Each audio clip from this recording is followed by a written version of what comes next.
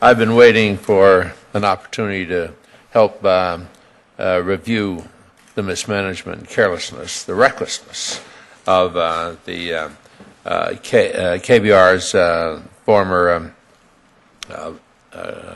attachment to Halliburton. This subsidiary was wholly owned by Halliburton, KBR, and this was former Vice President Cheney's former company. When this culture of carelessness and mismanagement was put firmly in place, I asked the then chairman of the Government Affairs Committee 8 times in writing to investigate or hold hearings on Halliburton. I pleaded with her in a public meeting of the committee for action, but nothing happened, despite the repeated malfeasance of Halliburton.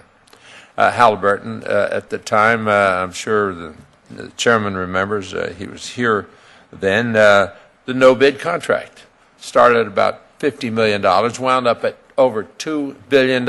No bid, no competition, no transparency. That's what happened. The Bush-Cheney administration gave Halliburton this contract to run Iraq's oil fields.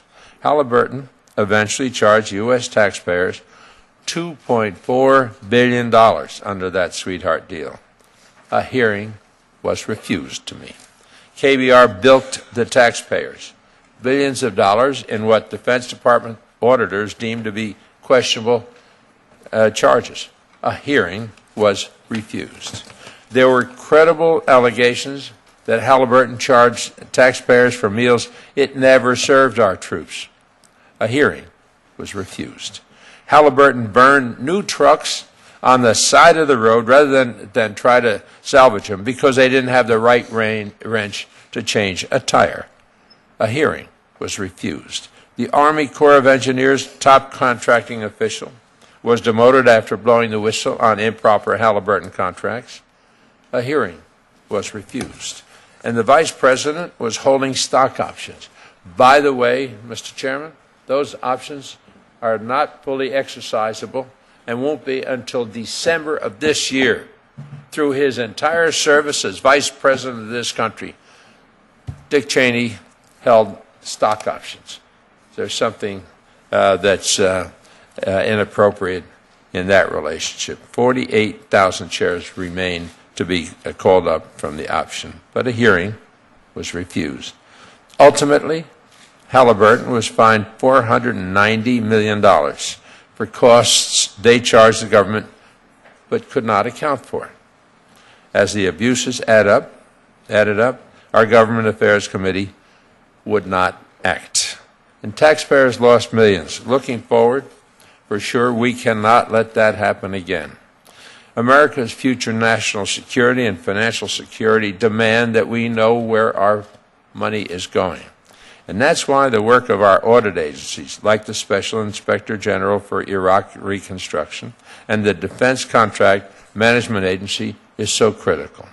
They determined that KBR's shoddy electrical work wasted taxpayer money, and even worse, put our service members at risk, sometimes for their lives, as we saw earlier.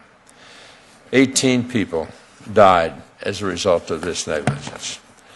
Our service members have a right to feel safe on bases, and our taxpayers have a right to know that their hard-earned money is being wisely spent. And again, I applaud the chairman for bringing these failures to light, and I look forward to working with him and my colleagues here to make sure that we never permit anything like this to happen again. Thank you.